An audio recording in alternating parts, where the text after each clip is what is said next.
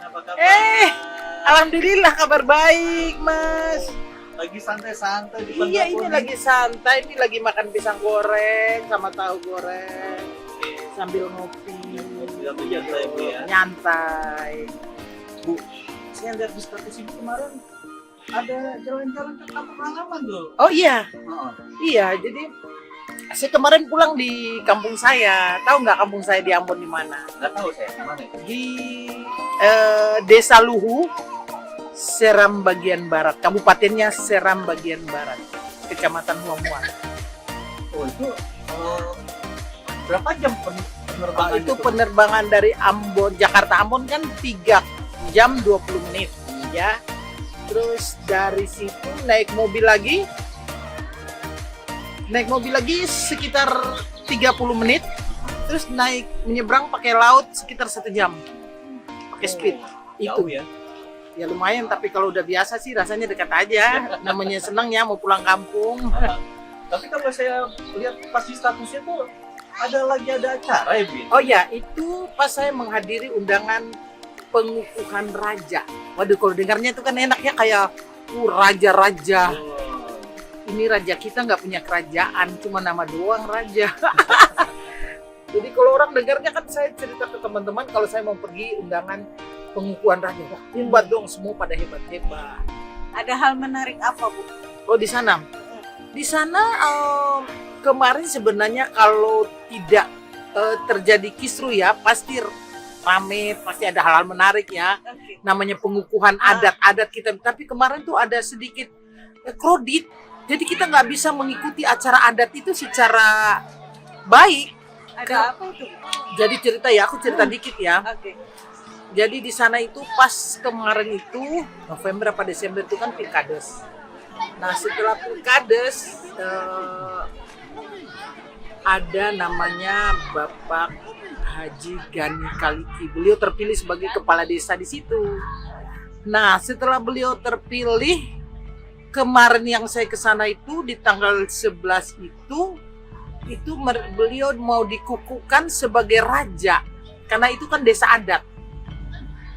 Jadi beliau mau dikukuhkan sebagai raja, tapi ditantang sama pihak yang kemarin kalah di pilkada itu. Oh, jadi ada pro dan kontra. Ada pro dan kontra. Jadi saya juga bingung karena yang pro ini adalah keluarga, yang kontra juga keluarga. Ini semua kita kalau garis benang merah satu desa itu kita adalah bersaudara semua.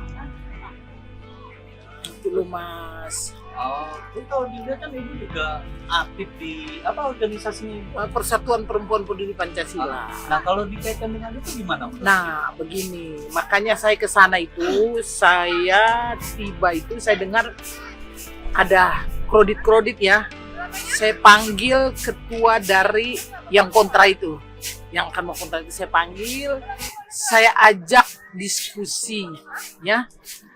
Kalau kita apapun, kalau kita lakukan, ya mau di instansi maupun dalam kehidupan sehari-hari, kalau kita bercermin pada Pancasila, saya kira itu semua pasti aman, ya.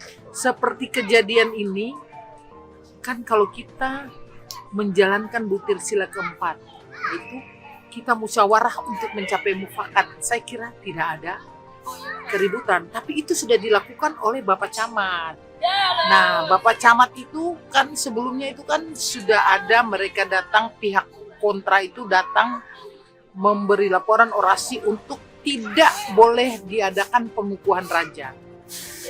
Bapak Camat menyurati kepada pihak yang akan dilantik, kepala desa yang akan dilantik jadi raja ini. Tapi ya mungkin mereka juga saling masih bersikeras ya, masih panas, jadi tidak ada yang mau. Ya karena tidak ada yang mau itu, kantor camat terbakar, sampai dibakar. Tapi ya kita tidak bisa bicara dulu ya, karena memang mungkin dalam penyidikan. Tapi mungkin dengan konten ini saya minta mungkin kalau Bapak Kapolri atau Pak Jokowi dengar tuh ya, supaya diusut tuntas pelaku pembakaran aset negara, ya.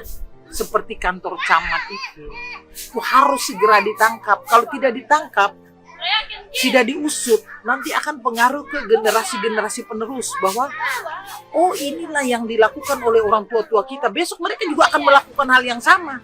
Terus sampai kapan kekerasan-kekerasan itu akan berakhir? Nah, juga mungkin ya saya bilang, jadi juga kurang adanya sosialisasi Pancasila ya di desa-desa itu memang penting banget ya, kita harus sosialisasi Pancasila. Jadi dalam kehidupan sehari-hari itu butir-butir Pancasila dilaksanakan, dijalankan, maksudnya dalam kehidupan sehari-hari itu pasti aman. Kan di Pancasila sudah ada ketuhanan, kemanusiaan, persatuan, itulah keadilan. Semua sudah ada di situ. Kalau kita bercermin pada itu, mantap deh. Nah, harapan Ibu ketika melihat seperti itu atau pendapat Ibu apa? Nah, saya waktu itu ya namanya kita sebagai undangan hadir di desa kita sendiri, ini desa kita loh, bukan desa orang, melihat situasi seperti itu. Saya sebenarnya hari itu merasa tidak nyaman ya, karena ada lemparan-lemparan batu. Dan saya sangat juga hari itu saya lihat sendiri karena saya ada. Pihak keamanan mungkin harusnya itu bisa mengamankan mereka itu tidak berada dekat lokasi acara, karena kan membuat undangan merasa tidak nyaman, membuat orang merasa tidak nyaman tuh gimana sih, ada lemparan batu, ada ribut. Harusnya berapa meter dari itu tuh harus pihak keamanan sudah antisipasi. Tapi kemarin yang saya lihat tidak ada. Nah, mungkin juga saya juga bingung ya, mungkin apa ya? Kok sampai terjadi keributan gitu, padahal kalau di garis ditarik benang merah ini kita semua ini keluarga, kita satu desa ini keluarga gitu loh. Itu aku sangat kecewa. Saya pengen mau sampai di desa tuh mau bersenang-senang, mau nikmati pengukuhan raja, gimana sih itu ada acara adat-adat yang ada di situ, jadi buyar pikiran, jadi ketakutan gitu loh Mas. Nah, lihat ini semua, apa yang harusnya dilakukan? Nah, kalau saya melihat ini semua, saya gini, saya harapan saya untuk warga masyarakat yang ada di desa Lulu ya, ayolah, sudahlah berdamailah. Sebentar lagi kita memasuki bulan Ramadan, kita adalah keluarga, apa sih yang mau diperebutkan? Marilah kita duduk bersama, kita bicara bersama, supaya bagaimana desa ini bisa aman, jangan sampai ada pihak ketiga masuk loh. Nah, juga harapan saya juga mungkin ke pemerintah ya, ke pemerintah dalam ini ke Kemendagri, mungkin kalau PLT bupati di daerah-daerah yang memang sering terjadi konflik atau pernah konflik ya, itu harus orang daerah.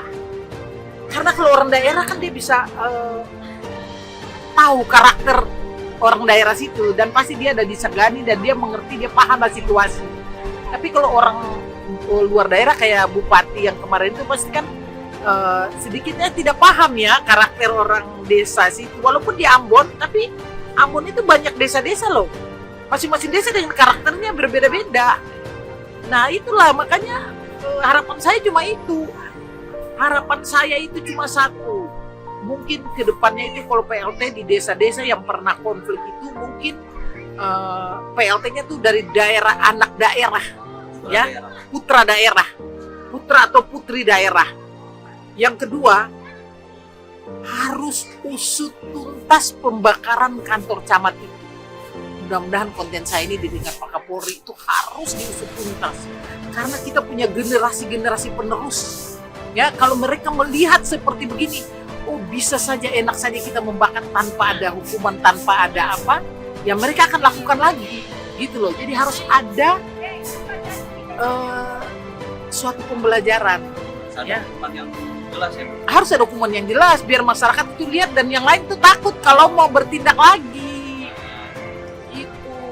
Oke Bu, sambil dimakan dong. Iya dong, tahu goreng nih, pisang goreng. Saya kalau makan gini jadi ingat kampung. Kemarin ke kampung kan maunya makan pisang goreng tapi nggak bisa makan lagi. Yang ada cuma di sini tahu aja udah.